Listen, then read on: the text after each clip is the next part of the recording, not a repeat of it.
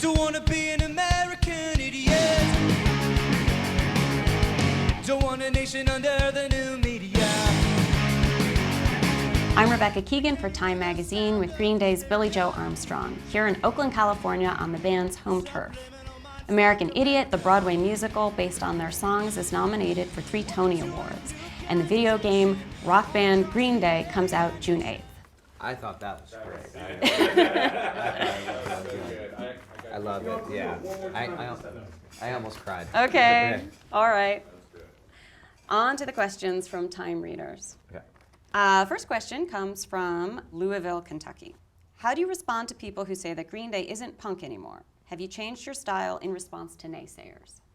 The thing about punk is, in any genre of music, or punk, or if it's blues or jazz, there's, or straight up rock and roll, I mean, there's purists in every side. So once you start going outside of that, then they don't necessarily think what you're doing is, quote unquote punk rock.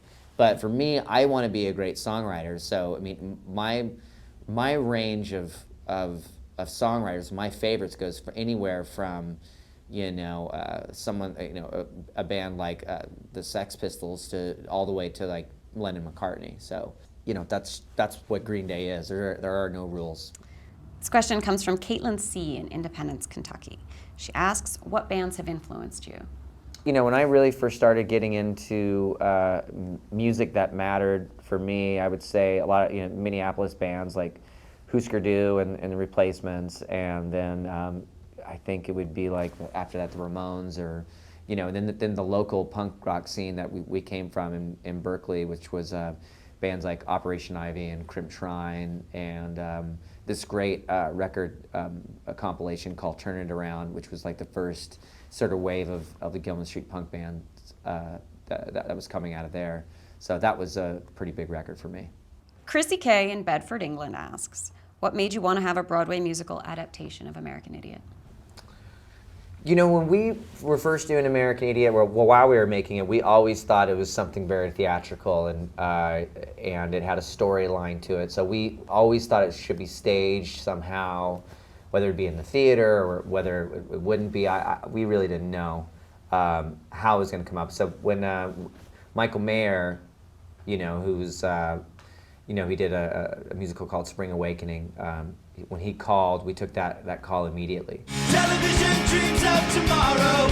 We're not the ones meant to follow. For that's enough to argue. What's that been like for you to see your songs on stage like that? It's been surreal. I mean, it's been amazing to hear the different voices, especially hearing women sing your songs, which I didn't know that women sounded that good singing my songs. So. Do you know what's worth fighting for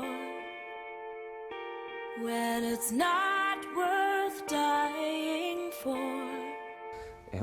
They're even better than the way I sing them. So, and it was just great to see that to see the sort of the story that you had in your head, just that it's that was in the record for American Idiot, and suddenly get. It's on stage right in front of you, acted out in front of you, and it was kind of seeing the whole thing really come to fruition. It was like, this is what we started with was the album, and then now there's this stage production with the storyline, and it's pretty amazing. This is a question from Jack Lowe in Canterbury, England. Do you think the musicians have a responsibility to try to have a social or political message in their music?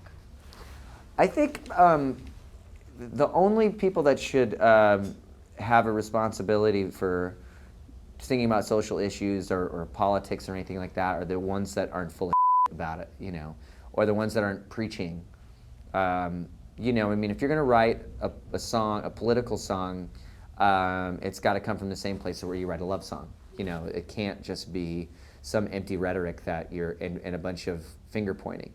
You have to have yourself involved in it, So it's like when I, have a song like Don't Want to Be an American Idiot, I'm talking about myself and what's going on in my country at the same time. How do I fit into it, and how do I feel alienated from it at the same time? So it's it's self-deprecating, but it's also trying to empower yourself. This is actually our last question. Why do you never seem to age? Age? Mm-hmm. I age. I definitely age. Every single day, you know.